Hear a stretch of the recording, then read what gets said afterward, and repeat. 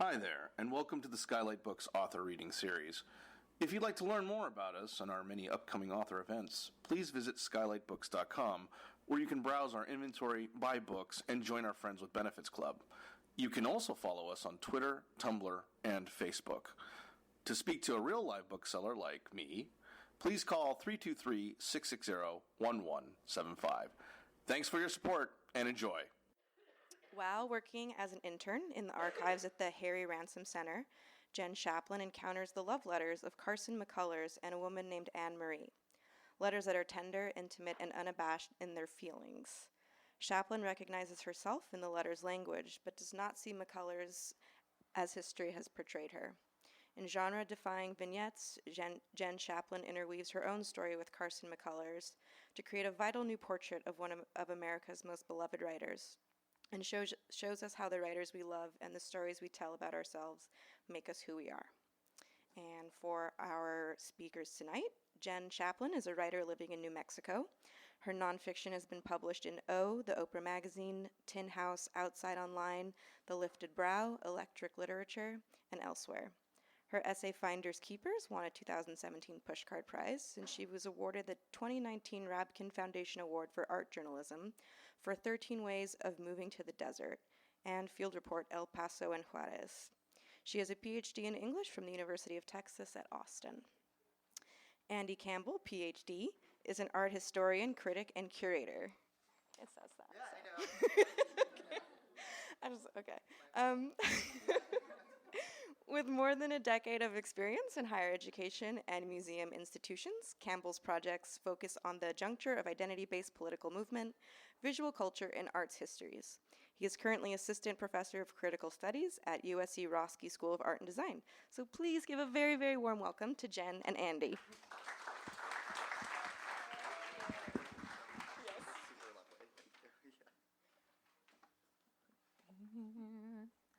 Awesome. Thank you so much for that. And thank you, Andy, for being here with me. God, thank you. I'm so lucky to have you as a friend. And so I'm on, can you all hear me okay? I'm on stop 13 or 14 of a multi-city tour, so I'm hanging in there. And this is my last stop for a little while.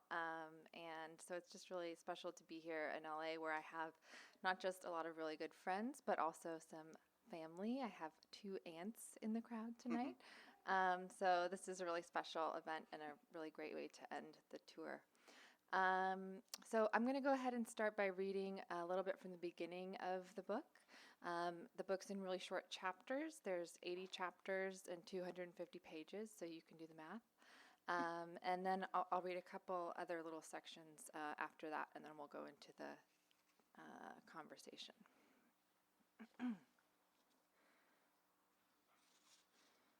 What's all this? Okay. Articulation. Carson McCullers, when she is remembered as a novelist who grew up in Columbus, Georgia, moved to New York in her 20s, and spent the rest of her life writing about misfits in the American South. Her characters are mute or too tall or black or queer, and almost always lonely and out of place in a conservative small town that looks a lot like her own. In 1940, her first novel, The Heart is a Lonely Hunter, brought her fame at 23. Her books were made into films and Broadway plays.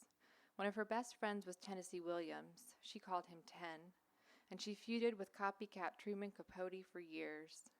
She married the same man, Reeves McCullers, twice, and is rumored to have chased after women.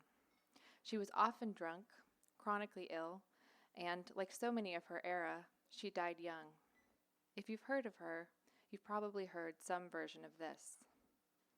To tell her own story, a writer must make herself a character.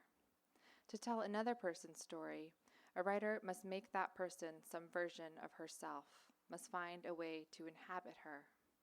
This book takes place in the fluid distance between the writer and her subject, in the fashioning of a self in all its permutations on the page. Correspondence. I wasn't expecting love letters. The paper was browned with age and wrinkled at the edges. Annemarie's handwriting filled the page, bearing hard to the right and often spilling back up the left-hand margin with last additions. I read through the clear mylar sleeves, too intern nervous to remove the pages from their housing. April 10th, at night.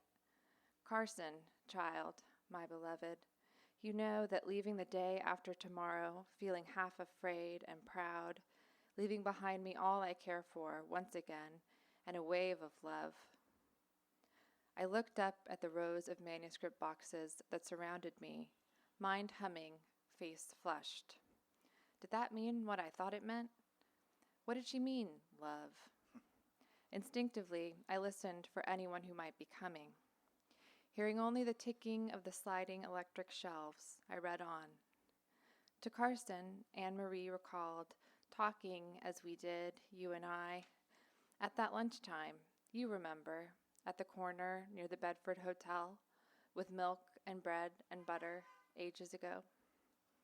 4 years before I visited the Georgia archives housing Carson's transcribed therapy sessions, before I knew much more of Carson than her name, I was an intern at the Harry Ransom Center, a giant collection of writers' and artists' books and papers on the University of Texas campus in Austin. The gig was a kind of coup. It got me out of teaching for 2 years while I was a graduate student and gave me unfettered access to the papers and belongings of major writers. On each day of my 2 years at the center, I came into the shared intern office and answered queries from scholars about their research from a stack of mail by the door. Most were boring. About half of them were about either David Foster Wallace or Norman Mailer. My favorite find was a series of letters one of Mailer's mistresses had written him, with the salutation, summing up my own feelings, "Dear American shithead." One day in early February 2012, a scholar wrote asking for letters between Annemarie Clarac-Schwarzenbach, whose name was utterly unfamiliar, and Carson McCullers, whose book titles had always struck a chord with me. The Heart is a Lonely Hunter, like, same. But I'd never gotten around to reading any. Books seem to find me when I'm ready for them, or else I abandon them.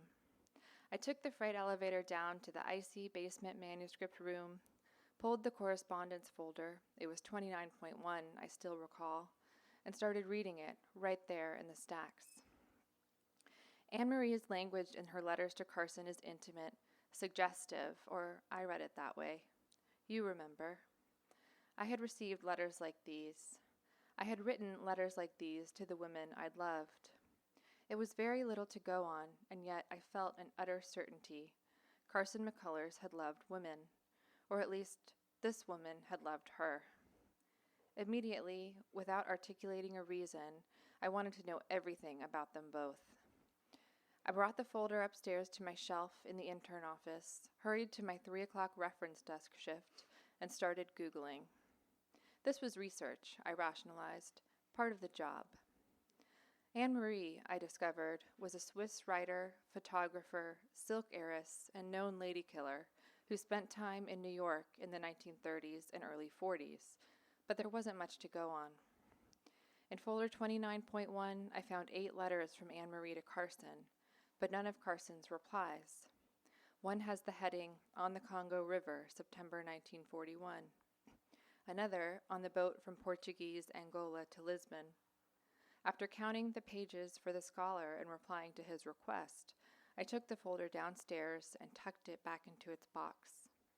Later, I would keep stacks of Carson's books and manuscripts on my shelf in the office, but at that moment I didn't feel entitled to have these letters so nearby. I had, however, transcribed some of them into an email that I sent to myself. The scholar never ordered the scans. So I find these letters and become kind of obsessed with understanding this story and this version of Carson McCullers that appears in the letters and that I don't end up seeing reflected in her biographies or kind of the major narratives about her that are out there. So I kind of keep looking on my own. I ended up cataloging her clothes and personal effects at the Harry Ransom Center, and then I went to live in her childhood home in Columbus, Georgia for a month, which is a museum. While I was there, I found some transcripts of therapy sessions that Carson did when she was in her 40s, and I kind of kept falling down these different rabbit holes along the way. So I'm going to go ahead and just read a few sections from when I was in the house, and then we'll shift over to conversation mode. Chick-fil-A. The Chick-fil-A was how I knew where to turn for Carson's house, which is green with another green house next door, and a code to get inside, and a feeling of dead dust. Her neighborhood, which used to perch on the rural outskirts of Columbus, now borders an excruciatingly typical main thoroughfare, lined with fast food, a Rite Aid and a Walgreens, and a Circle K. I have never eaten Chick-fil-A, for obvious political reasons. But the drive-through lane was always overflowing and blocking the turn for Stark Avenue. Instead, one night I ordered a pizza, and the delivery guy showed up on Carson's porch and asked, "Do you live here?" "Yes," I said immediately, concerned that his handing over the pizza depended on a correct answer. Well, sort of. The pizza man told me he goes by this place every day. He grew up nearby, and the historic registry sign out front made him think it was a museum. "It is," I told him, and he eyeballed me.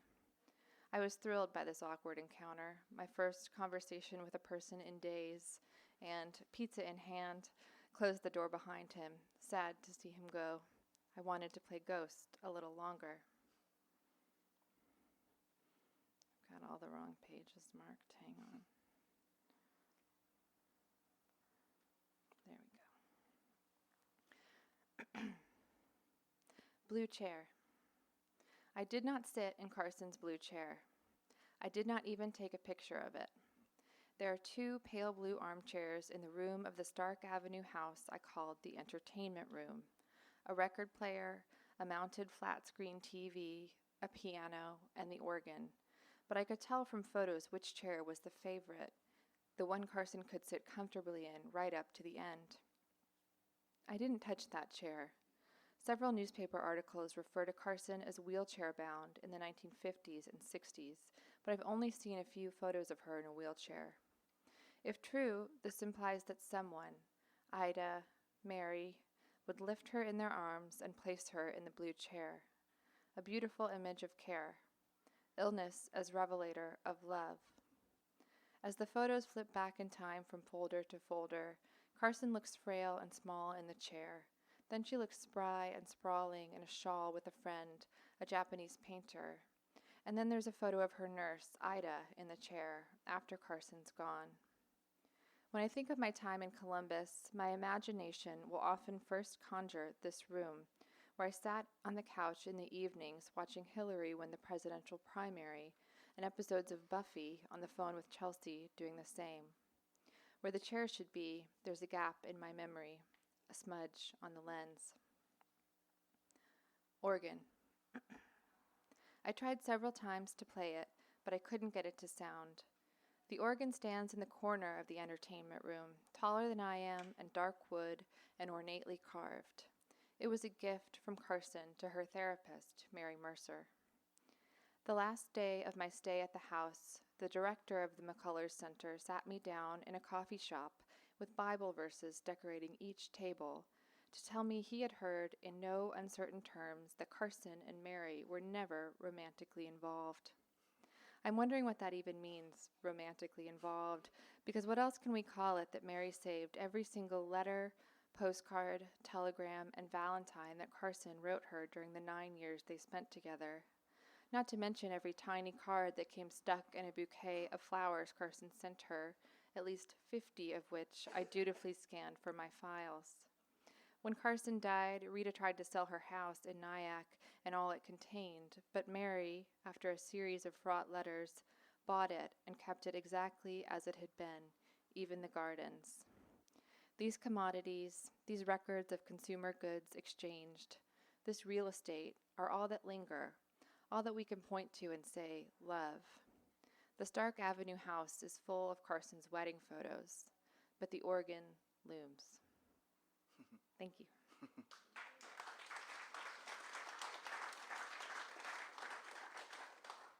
So I think what we should do is spend maybe 20 minutes or so us chatting, and then we'll definitely open it out to your questions. I was going to start with like a broad question about archives and archival work, but the sections that you read are so, like, a lot of this book, as both a whole and also in part, is such a testament to doing work around specifically lesbian lives and encountering lesbian lives in archives, and how we work against something like lesbian invisibility in archival structures. And you give this list of kind of archival work at some point in the book where you describe it as loss, access, touch, and erasure. And I'm wondering if you could maybe talk a little bit about kind of, I mean, part of what I think you're running up against is you kind of write about questioning the meaning of love, or like there wasn't much to go on with Annemarie, right? Or like, you know, even this kind of like phrase of romantically involved is so much of it is reading between the lines, and also engaging in something like Sajja Hartman would call like, you know, critical fabulation or something, right?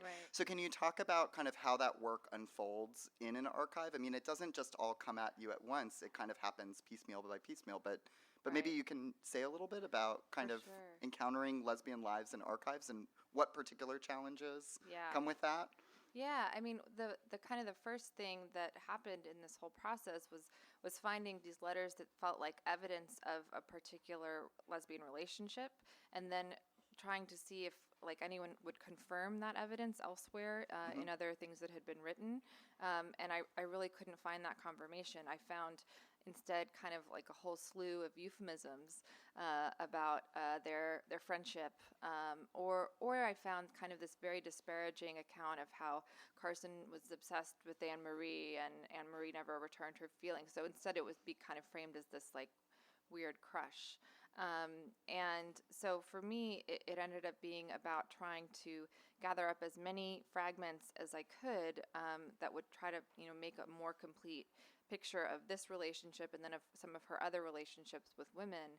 But it was such a fragmented process, and so I did kind of make these little discoveries as I went along. I even kind of found evidence of her life and her identity in the clothes that I cataloged. But of course, like none of this is kind of obvious. It's this like queer reading between the lines, right? Like you're always kind of trying to pick up on the subtext, and Carson was kind of a master at the subtext and at conveying that in her photographs and in her books without, you know, ever necessarily saying anything explicitly. But those absences are such a huge part of any research project that involves archives. And archives are necessarily incomplete. They're kind of a random assortment of things that have been kept and then, you know, given or sold to the archives. So you really have to make what you can with the pieces and fragments that are there. And for that reason, I kind of wanted to preserve some of those absences and those gaps when I was writing the book. I actually started writing it in these very short sections, and the sections allowed me to, keep some of that space and some of the missingness, right, of the picture. Yeah, I mean, I think part of what that does for me as a reader is give me the experience, and you and I have spent a lot of time in archives, but give me the experience of kind of encountering bit by bit, you know, instead of being told the story. I mean, what was interesting about the section you read, too, is that, like, you give the brief of Carson McCullers' life, and I just kept thinking as you were reading it, like, God, this feels so insufficient. Like, everything about it feels, after reading the whole book, like, everything about this biographical description kind of reads insufficient to me. I mean, like, she may have had relationships with women, kind of gets, like, a little, like, cursory kind of thing, right? So how did you... What was the kind of calculus in unfolding the biographical details of Carson McCullers' life? Like, how did you want to tell or lay out that particular story? Because you could have gone, you know, from cradle to grave. And instead, I think you kind of went with this more kind of emotive, related to how you encountered her life in the archive, it seemed. So how did you kind of make that decision?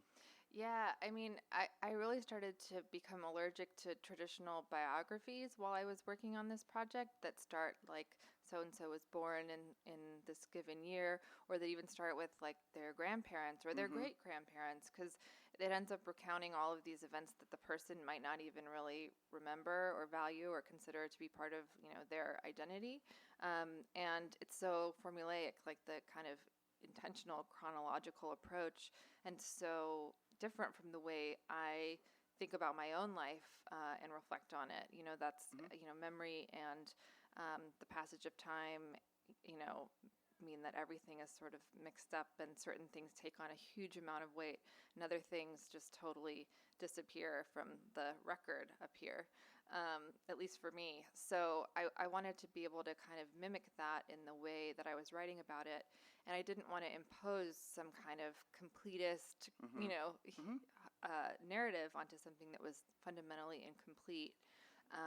So yeah, I really tried to ground the biographical portions of the book in my specific encounters with these archival objects. So the letters, the clothes, the house, and the rest of Columbus, Georgia, and the materials I found there. And it just became more and more important as I went along, or it began to seem more important that I also kind of start putting myself into the picture as the person who was seeing those objects and interpreting them. Yeah, and to me, there's this way in which you kind of countervail some of those biographies of Carson McCullers that really represent her in the same light that some of her most kind of famous characters kind of appear in. These kind of like folks that don't necessarily fit into any place in society. And one thing that you do, I think, extraordinarily well in this book is communicate how connected Carson McCullers really was. Like what an amazing branching group of friends, intimates, lovers, maybe sometimes enemies, that she had. And so part of it must have been working out, okay, when was she connected to each of these people? How did you kind of start putting together that kind of tree of her kind of connections and what those connections mean to her, or kind of meant to her, or seemed to kind of maybe meant to her? Yeah. One of the ways I did it was by like looking, for example, at these therapy transcripts that she had made because she wanted to turn them into an autobiography, which was kind of a ludicrous idea that she had in her 40s. But just anytime she mentioned a name, even if just like a first name, I would just kind of do a deep dive and figure out who this person was that she was mentioning, casually. I would even go out and, find maybe a biography of that person if it existed. And so, like, let's not knock biographies completely because they're extremely useful, even if a little bit, I think, dull to read some of the time. But so I would kind of like, if someone was mentioned, I would kind of, go and find out as much as I could about them. And so it became kind of this massive reading project that spanned numerous archives as I tried to sort of, pull these pieces together and understand, who was where, when. But there were really incredible moments of community and connection that emerged, like that lunch that happens in Fire Island where Patricia Highsmith and Jane Bowles and like all of their girlfriends are there. And like it just seemed really striking to me that that history exists and we can even find it like written records of it, and yet it doesn't seem like, maybe because of the way we focus so much on individuals in history, we miss those relationships and communities. And I like what you said about, the way Carson's cast is this like total outsider.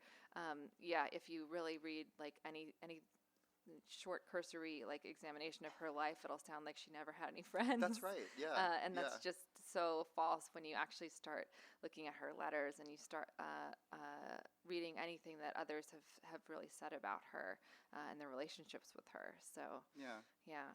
Well, I think maybe we've kind of already been talking about this, but I kind of wanted to, once I kind of encountered this question in the book, I kind of wanted to ask it to you directly. It's a question that you were given by Eileen Miles to ask them at a book festival. I actually think it's a really interesting question. I'd be interested to hear kind of your answer to it. Sorry to put you on the spot with this, okay. but the question essentially is, what does it mean to be queer in being and in writing? Right, and connecting those two things, right? Because I think this book performs that work in some ways, but Yeah, certainly that was like a big question in my mind at the time of writing this, trying to figure out my own identity in relationship to sexuality. Like that was really what was happening at the time of writing this book. And then it was also a time when I was technically in grad school working on a dissertation about a totally separate topic. And in the process of discovering that I actually really wanted to be writing in a more accessible way, and writing nonfiction. And all of that kind of happened in the archive because I started writing from the archive.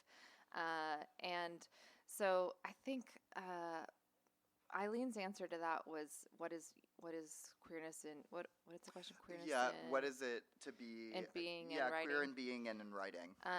Their answer was constant shifting, the ever new, which I really enjoy. And I think shifting is a good sort of metaphor for thinking about it, because to me, it's like this moving target within identity, or this sense that like there is no kind of like fixed person that you eventually become, right?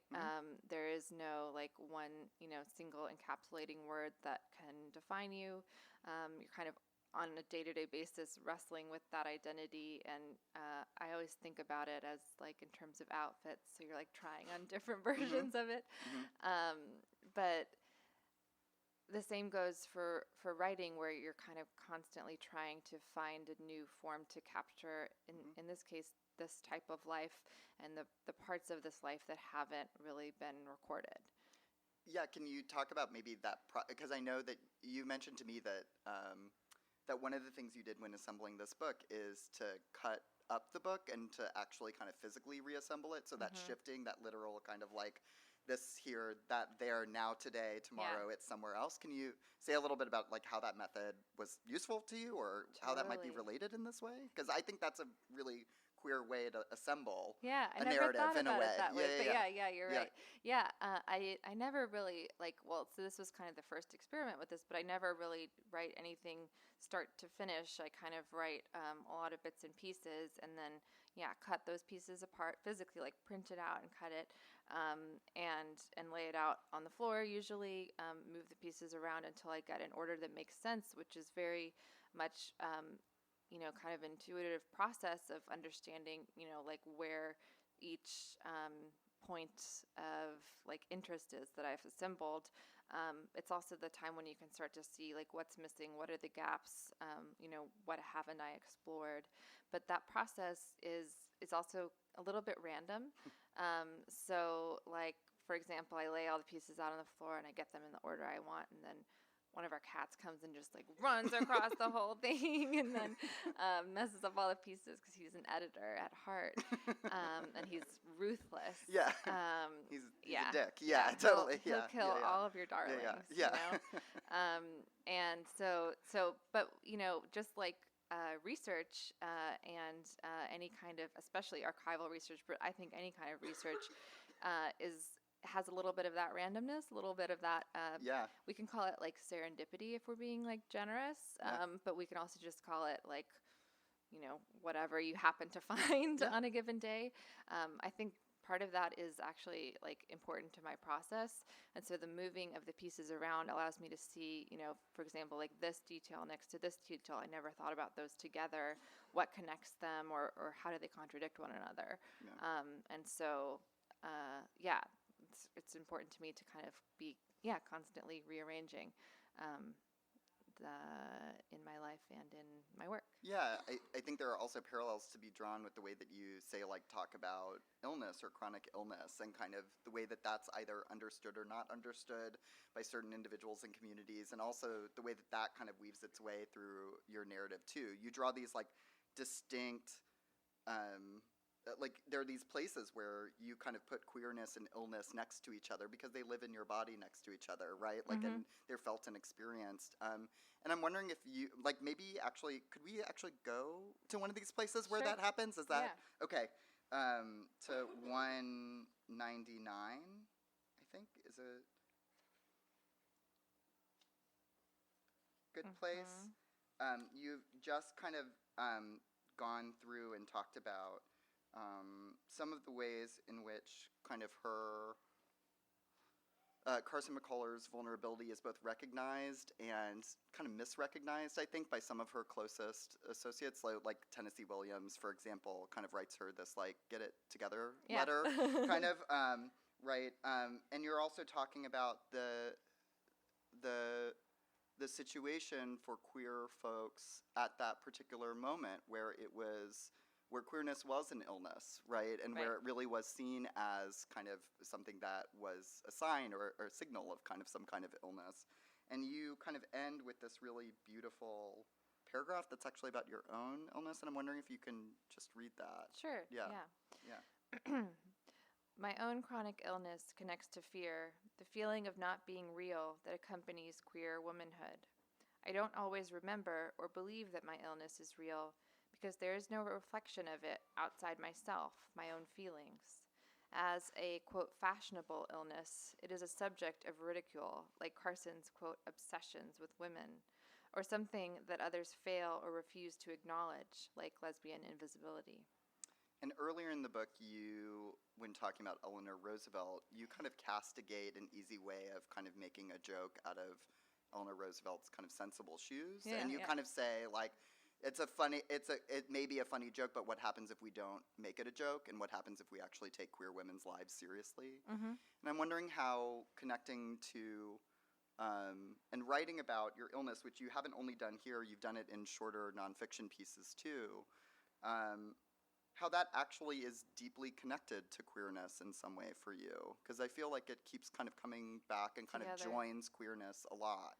Kind of in your writing. So I mean, I think one way that they connect in my life is just a feeling of, I guess, constantly having to come out as a queer woman or as a chronically ill person, and kind of constantly having to, like, inform people of that, even, like, if I don't really feel like it.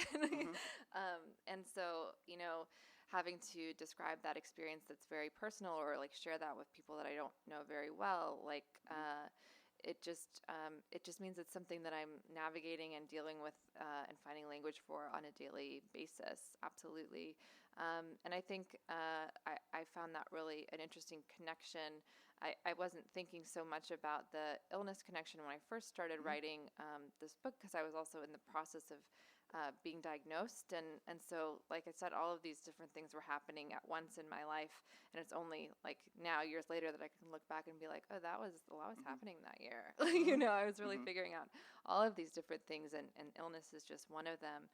But studying Carson's life and really hearing what she had to say about what it was like to live in the aftermath of her strokes, with her left side paralyzed for part of her life. And just with the kind of ongoing, like, symptoms like migraines and other pain and, recovery from surgery, all these kind of day in, day out struggles that she had, was really comforting to me, just to know, like, oh, there are other people out there who deal with things along these lines. She was still able to write, which is pretty inspiring. And she was still able to have a really extremely full life, but she was also able to talk about it. She talked about her illness and how she was feeling in her letters, especially. And I think that's really important, and I think it's something that we don't really talk about quite enough, or that we have a lot of discomfort around talking about.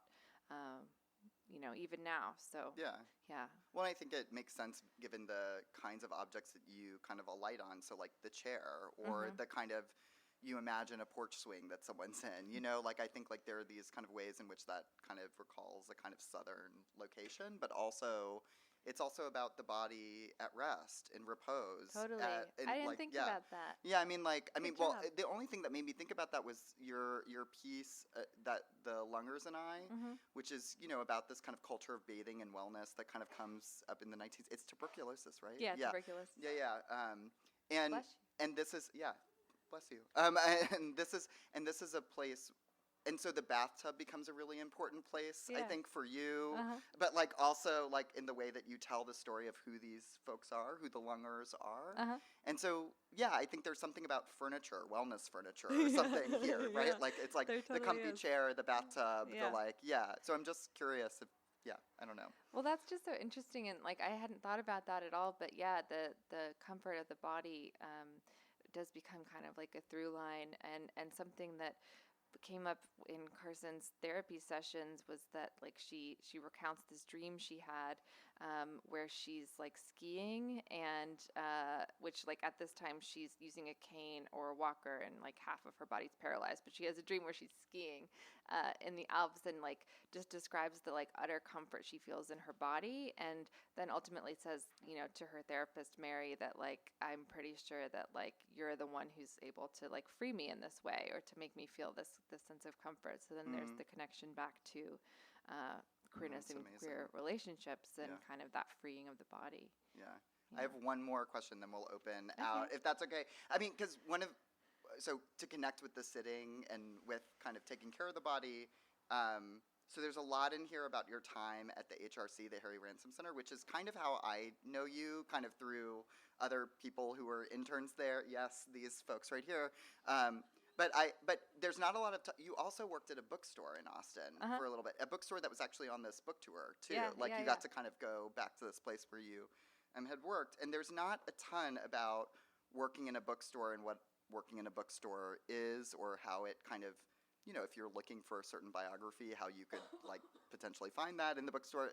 I'm just wondering kind of what was the difference between those kinds of work for you, Yeah. and also like why does one kind of make it into the book and the other really kind of Doesn't. doesn't? That's Yeah. a good question. Yeah. Yeah, I mean, what was great about both of those jobs was that there was a lot of downtime. So I could do a Yeah. lot of like thinking and musing and yeah. researching on the Yeah. job in either space. And I just had access to different collections of materials in either one. So at the archive, I had the manuscripts and books and personal effects that I spent a lot of time with. At the bookstore, I had, you know, like what you see around you. It was great working there because I could really like expand my own horizons a little bit because, you know, I often, especially at the beginning, I worked weekend nights and the bookstore was open till 11 p.m. So I'd be like stuck up on the second floor and just like, you know, counting down the minutes. But it was a great time to just like walk through the different sections and kind of be inspired or get ideas. And again, like back to the randomness thing, kind of make these sort of random connections that just come up with what is catching your eye or like what book you need to like rearrange and like. And maybe you pick it up and maybe you like read a little bit of it and maybe you come back to it and like Right, yeah, exactly. And there were books on the floor there that I came back to over and over again, you know, as though it were like some kind of library. But yeah, the other thing that's great about working in a bookstore is that you're surrounded by readers, both by like the customers who come in to buy the books and the other people who work there, but everyone's like a very different kind of reader from you. They have like totally different interests and like desires. So I always liked when someone would come in and ask like, oh, what should I read? Like, what should I read right now? And then you're like, oh, what did you like that you read lately? And it becomes this whole like back and forth of like figuring out like what's the prescription for them right now, like what's gonna help them figure out what they need. And I love those interactions, and I just feel like I learned so much from them. And yeah, just like gathered a lot of new ideas and perspectives. Yeah, so I'm sure you have questions out there. So if there are questions, maybe we can throw to you. If not, I've got more. Yeah, okay, that was enough to do it. Yeah, okay, sure. Yeah, exactly. Thank you, Katie. I appreciate that.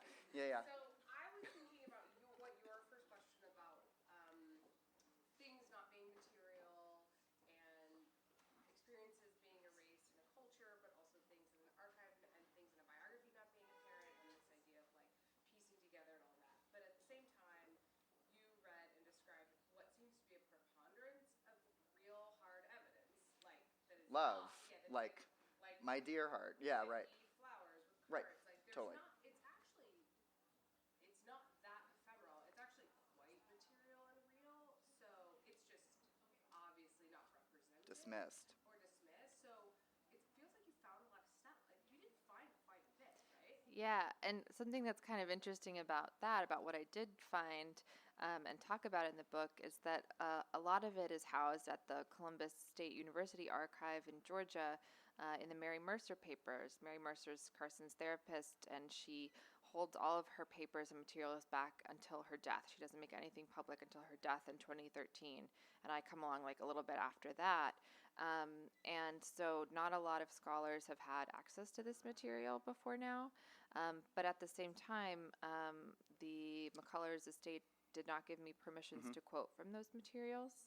And I actually had to go back and cut a number of quotations and paraphrase them kind of late in the game. So it was strange. It was like after having done all this research and really written about this these kind of direct and indirect forms of censorship that were going on with her story, that censoring voice like reared up out of the ether and was like trying to, put influence the book and did successfully do that.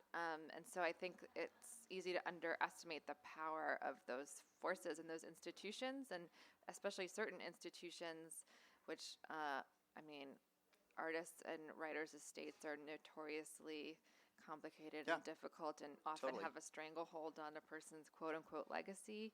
And I think this is a real problem, but yeah, something that's still, so like even though I can tell you there are like more than 50 of these cards, I can't quote what they say. Yeah, there's actually a little note at the very beginning of your book. It reads, due to copyright constraints, several documents, including letters, telegrams, and a set of transcripts made from Carson McCullers' recorded therapy sessions have been paraphrased without direct quotation throughout this book. I mean, like, I think when you're saying all of that, I'm thinking like, yeah, this is exactly kind of what we encounter all the time when we think about queer lives in the archives. Like, certain parts have been scrubbed or have been, like, not allowed to be quoted or are held for 50 years until after someone dies. And there may be great reasons for that, actually. I don't want to kind of disparage that. But what it in effect does is it kind of creates this kind of shroud or a kind of like a bell jar over something, that like should be actually kind of discussed and talked about. Like I think about an artist that I wrote about who is really instrumental in Chicago's leather communities. And in his obituary, it only talked about his life as a dancer. Right. And so, like, if you had read his obituary, you would have thought, like, thus died a dancer. Like it's like, and it just is not true in that way, right? Yeah. Like, so I feel when I saw this kind of little note, it's like, oh, I know exactly what that is. Right. Right. Yeah. And it's so frustrating. I mean, I wonder how frustrated you were just encountering that in your research. And I think like that note actually started as like a 6,000 word essay in which I ranted about how mad I was about all of this and how devastating it was. Which I would like to read. Yeah. Which I, for legal reasons, cannot. Yeah. One day someone will find it in your archives. Yeah, exactly. Yeah, exactly. One day after I can't be sued. Yeah, exactly. You did. So that's, exactly. Yeah. Right. Yeah. I love what you were saying about Eileen's answer to that question about shifting, the word shifting and describing queerness and being in writing. And like the etymology of the word queer, one of the origins is like to evade, and I love that idea that queerness isn't someone being evasive and refusing and disrupting the idea of categorization. So I wanted to ask like how you wrestled with, if you did, the complexity of, or proving the complexity of a life lived in the past, in this case like researching the remnants of a lesbian love and like using that as evidence of like an identity or a claim to queerness in this past, right? And then thinking about in 2020 the impossibility and like of proving a queer identity and like the harm in trying to prove that to people too. Like just did you think about that? Yeah, I did. Maybe not in the book, but just I think that it was really like a question of what language would be appropriate, but at the same time, it was really important to me to kind of give language to something that had been shrouded in this way. Do you want? Preaching, Yeah. I think you say it really beautifully there, yeah. Do you want me to read Yeah, that? yeah, Okay. yeah. What page No, is I that? think this is like exactly it. 161. Okay. Yeah. Yeah, Yeah. and so. Sorry. Yeah. Yeah. Okay. Preaching. So it isn't about is Carson a lesbian or Carson is a lesbian or what is a lesbian. What I want to know is how have lesbians gotten by and had relationships and found love and community? What does that look like? One answer: we don't really know. If we, writers, historians, biographers, can just start acknowledging the lesbian parts of ourselves and others, maybe we can start to know what that is, what it is to love women. But please, no more demands for certain kinds of proof. No more doesn't count unless bullshit. Don't tell me there's just not enough evidence. Let's call a lesbian a lesbian. Call yourself a lesbian if you've ever loved women. Loved another woman. Period. You loved your mother? Lesbian.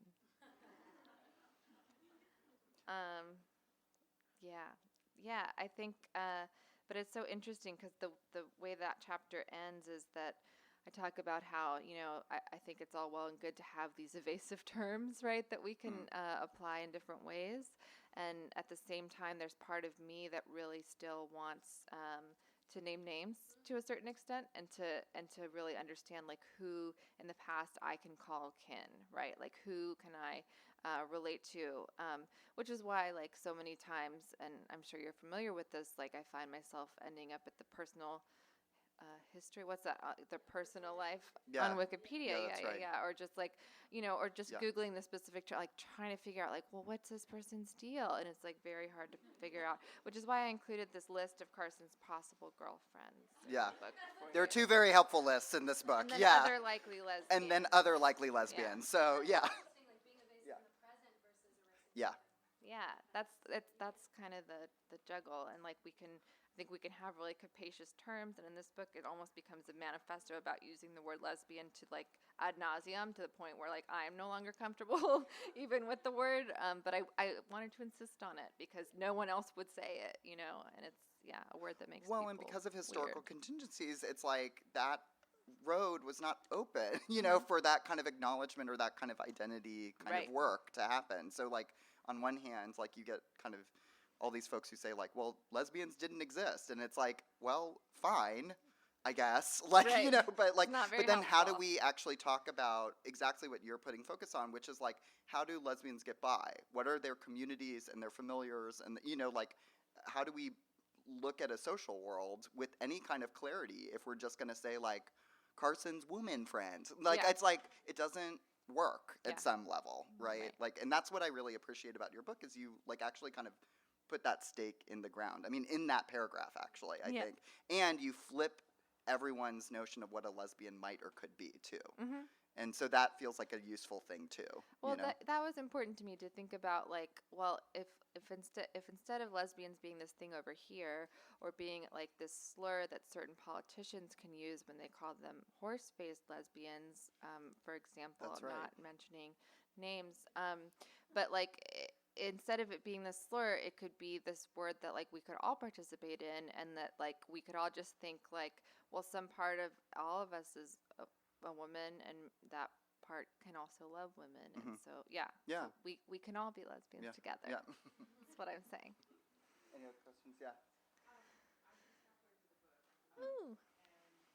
I'm just wondering, you were kind of redefining relationships with women. You call it romantic friendships, and I'm wondering, was that something organic or was that something intentional? Oh, interesting.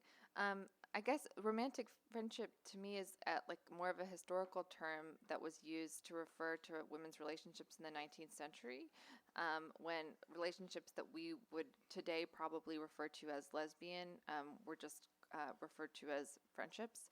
And so they're relationships where you see love letters, you see shared property, you see all of these different signs of what we would consider a lesbian relationship today, but they're referred to as friendships. And in that way, both erased and normalized. Like they were okay because they were friendships, right? They're just friends. But yeah, so I think I wanted to sort of recover that slightly weird historical note just to understand like that has this hangover today in the way we talk about women's relationships, especially when we talk about like, oh, well, she was in college or something like that. You know, we kind of have this really dismissive tone when it comes to women's relationships, and I think it comes from that specifically, that trajectory of just like if we cordon them off in friendships, we don't have to worry about them too much. Yeah. There's another question, yeah. I'm interested in this relationship between your illness and her illness. Uh-huh. I found in reading both your book and other accounts of her life that people were kind of mysterious about her illnesses. For sure. And I'm kind of wondering, from what you found, if some of her characters, the queerness of them, are some of them have physical like differences, like Singer Mm-hmm. and Tarzan Kenner for the characters in Belle of the Side Cafe. Mm-hmm. Do you feel like those are more based on her kind of identifying with being queer based on her body or her sexuality? Or maybe both. I think Yeah. both. Yeah, I definitely think both. And yeah, her illness is so confusing. Like just trying to find out how did this woman die was like a huge project. And that also goes back, I think, to the question of euphemisms. Yes. But also to like, there's a whole other can of worms here about women's health and Western medicine and how basically how common it is for women to be misdiagnosed. When she was having strokes, she was often told that it was psychological, and that like the fact that she was like temporarily paralyzed and blind was because she was like having like a massive panic attack was kind of the idea, like psychosomatic. Yeah, thank you. Yeah, so like there's, which that still happens today, to like women when they go to the doctor and say like X is wrong, and they're like, maybe you just need these antidepressants. So that happened her whole life. She was misdiagnosed at an early age, and then like ultimately they figured out that what she had was rheumatic fever, and that kind of led to the strokes. But it was this kind of like, as with everything, it was this like refusal to just like listen to her and respond to that sort of led to people not understanding what was going on, you know, and then all of her subsequent issues. Lupus. You know, Flannery O'Connor had lupus. Yeah, thank you. Yeah. No, I don't think she had lupus, but like very similarly, again, to queer terms of identification, like trying to diagnose someone in the past gets really weird and confusing. And like, we don't really know. I mean, we know she had rheumatic fever, but I also like, I don't feel confident enough in the doctors who were treating her to really know what was going on, you know? Yeah. Maybe one more question if there's another question in the audience. Well, I have one, which is sorry. I mean, which is that you and I both do something very similar, which is we both end our books with or very proximate to the word love. Mm-hmm. Sorry, spoiler alert. But I'm wondering, like, what is it about kind of ending with that particular word for you in thinking through the project of this book, right? This kind of recuperative and also investigative, but also revealing and self-revealing kind of project. Yeah, it took me a long time to realize that this was like at heart a love story, and it was like a multiple love story. It was like Carson's love story. It was like the story of my love for her, Carson, trying to, which manifests as like just caring so much about what she had to say about her own life and wanting that to like be given space in the world. And then it's also a story of like me like finding my own queer identity and falling in love. And so like all of those things are kind of, I feel like tucked away in this book. At the same time, I think I did a lot of thinking and reflecting and trying to understand like what love is and how it is recorded, like how we can perceive it in a history. And it's actually much easier to find evidence of like strife and difficult relationships than it is to find evidence of happy relationships. Like once Carson was in this really like seemingly supportive, great relationship, a lot of the letters and conversations Spread stop, out. you Yeah. know, Yeah. and so then there's just less to go on, and there's more silence. So Yeah. it just seemed like you have to say it, and you have to call Yeah. it what it is, Yeah. right? Yeah. Well, I think on the last step of this book tour, to end with your last word and to kind of think about what that might mean is a nice way to kind of end. So thank you for being here. Thank and you thank you so all for being here. much.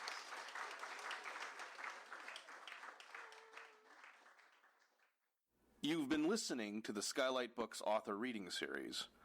Don't forget, you can listen to this and all of our other great podcasts at skylightbooks.com. Thanks again for stopping by, and we hope to see you soon.